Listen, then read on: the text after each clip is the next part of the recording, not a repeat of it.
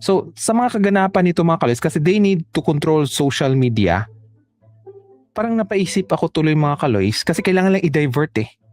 Okay, kasi di ba focus tayo nga, kahit nasa 40 days, ang dami pa rin umiiyak, ang dami nang humingi ng hustisya, mas lumiliwanag dahil nag-analyze po tayo na nahuli natin nagsinungaling sila, kahit sa science, sa trigo, hindi talaga nag-match. Ang dami nating ginamit. Okay? Kasi ang mga investigador mga kaloys, nag-analyze din yan. Sabi nila, haka-haka mo lang. Ang investigador, maghahaka-haka muna yan kasi tingnan nila kung saan kukunin yung ebidensya. Hindi naman yan di ba, lalapit sa yung ebidensya. No. You have to analyze things. Kailangan mo imbestigahan, tanungin mo, i-compare mo ka ng statement mo na kung baka nagsinungaling ito para maano mo, di ba, yung ebidensya. Right?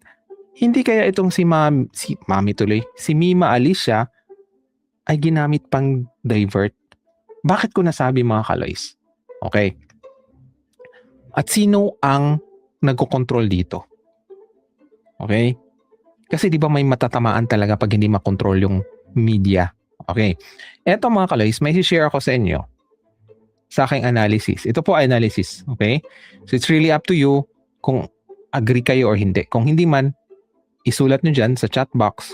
Bakit hindi kayo agree? Di ba? So, eto mga kaloys, kung titingnan mo, kailan nagurgor si Mima? Di ba? July 17. Madaling araw.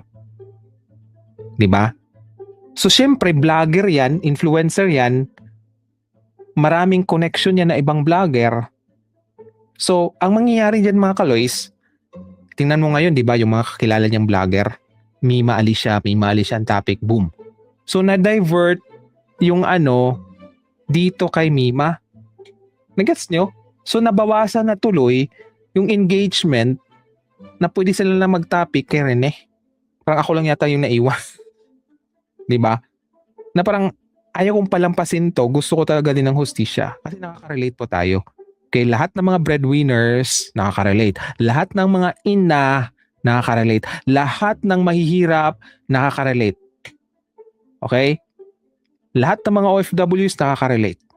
Pero yun na nga, nung nawala itong si Mima, nabawasan. Okay? Kasi yung mga BBM vloggers dito nakaposok o naka-focus na. 'Di ba? Kaya sabi ko, bakit 17? Kasi it was also due, di ba madaling araw 17. So pumutok yung balita, boom. 17 nagkagulo. 17 din. 'Di ba nagmisa ang Ateneo, 'di ba 40th day. Sa kanila 40th day yung 17. Kaya nagmisa-misa tapos nagsalita itong 'di ba, team captain si Ian na napakasinungaling talaga, 'di ba? Na nag-survive siya sa rip current, sa wave, na patalon-talon lang na isa lang ang paa. Samantalang sa likod niya si Rene humingi na ng tulong. 'Di ba? Nag-gets yung point ko mga kaloy. Siya pang nag-survive. Paisa-isa ang paa, patalon-talon. Right? Napakasinungaling talaga. So, yun na nga mga kaloy, 17 din sila nagmisa.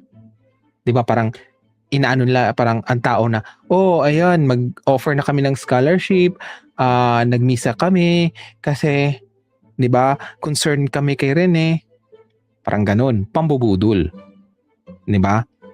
Na just yun na nga nag-react ako mga kaloys, AMD for the greater glory of God. For the greater glory of God pa ang ginagawa nila? O para pagprotekta sa kademonyuhan ng mga tao? Right? So 17 na, right? So the next day ay 40th na rin eh. So nabawasan na yung social media engagement kay Rene. Gusto nila patayin yung engagement ni Rene pero hindi titigil. Kaya walang mag-move on. Okay?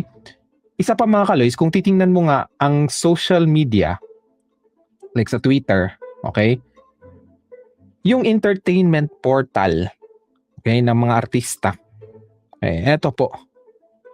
Tinatopic na rin nila na parang 'di ba, na may ginamit sila na artista daw na basketball player ng Ateneo Davao na parang ang daming fake news. Nagsalita na yung yung itong Lance Carr. Okay? Ang daming fake news, ang daming tao na pinagkakitaan. It's very outrageous. Diba? Parang sa akin mga kaloys, bakit hinighlight nila ito? Ang daming fake news. Alin ang fake news? Diba? Dapat gano'n. Ang daming fake news. Alin ang fake news doon? Okay? And sabi ko nga sa inyo mga kaloys, hindi ito lalala.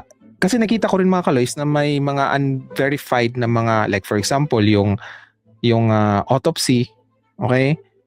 Na may nagsasalitang doktor, nakuha ko po yung original noon. Kaya hindi ko inano yun, 'di ba? Kasi alam kong hindi totoo kasi sa ano yun eh, sa prisoner yun eh. Kay may isang prisoner na nagurgur, tapos yun yung autopsy niya, hindi po yun kay Rene. Okay? Yung may nabali, hindi po yun kay Rene. Okay? Fake po yun mga kaloys. So, yung mga fake, hindi ko tinatak kasi hindi na-verify eh. Pero yun na nga, ang daming fake news. Okay? Pinagkakitaan daw ng iba. So ngayon, mapep yan eh. Okay? Mataas din ang ano yan eh, subscribers. So, dito mga kaloys, even itong pagbebenta, okay, ng mukha ni Rene, ay ginagawa na rin nila ng mga okay, content. Like for example, okay, need kumita ng matrimonial file pero grabe, gatas na gatas yung patay. Diba? So parang negative siya eh. Right? Just imagine mga kaloys walang puso actually. Siguro kung mga bayad to or mga pwedeng kasi niya mga kaloys hindi nila naintindihan kung anong kaso, naniwala sila na aksidente kasi bobo sila, hindi sila nag-analyze na paano nagkakapasa si Rene, nakakapasa ba ang alon, wala namang corals, walang bato, sand ang nasa ilalim. 'Di ba? Bayad sila or talagang mata pobre sila o ito yung mga taga Manila na ang baba ng tingin sa mga Bisaya. Hindi naman lahat pero mayroon talaga. 'Di ba? Taga probinsya ka, ibang treatment. Right? So eto mga kaloys, itong Davao migrant, yan eh, anti-Duterte eh. Okay? Pinklawan yan. Pero bakit ganyan? Na parang ang mga fans naman ang bibili niyan eh. Nung buhay si Rene, yun nga ang nila, 'di ba? Na parang yung mga fans bumibili nga sa kanila in support kasi yun na nga, 'di ba? Pobre ang pamilya. Right? O parang mind your own business. Yung sa mga ibang Pilipino, mind your own business. Hindi naman yan sila nagnakaw. It's really up to you kung bibili ka o hindi. 'Di ba? And ito kasing pagbebenta mga kaloys, para sa akin para hindi mamatay yung issue.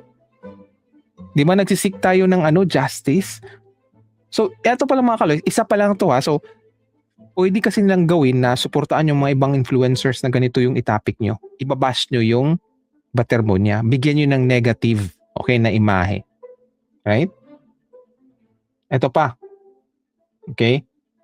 So, sabi niya nagkagulo na sila kasi 'di ba may iba na gumagamit din talaga.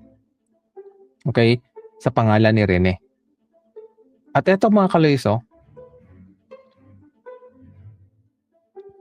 gumawa sila ng katawa-tawa na parang ba yung mga follower? Kasi ang effect nito mga kaloys, tinitira nila yung mga followers ni Rene, mga fans.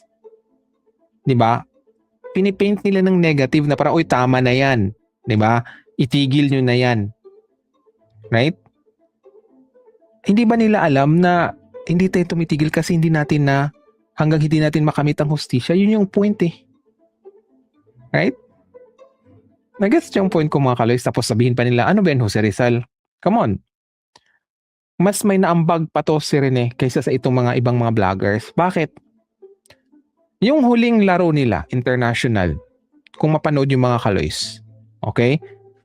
I think Malaysia versus Philippines or Indonesia versus Philippines. Basta, nasa final ang Pilipinas. Okay? Nung mga ilang seconds na lang or a minute, ang lamang lang ng Pilipinas is 1 point. 1 point. So, pwede pa silang matalo kung maka 2 points yung kalaban. Right? Pero siniled ni minake sure ni Rene na panalo talagang Pilipinas. Bakit? Nag 3 points siya eh. Paano makakuha ng 4 points ang kalaban na seconds na lang natira? So ibig sabihin nun, si Rene ang nagpanalo sa Pilipinas. Kasi siya huli ang pumunto, si 3 points pa.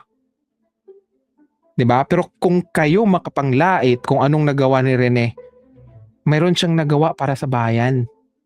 Okay? Nag-champion ang Pilipinas. Right? Tapos kung ay nako, nakakainis mga kaloys eh. Mga walang puso itong mga kaloys.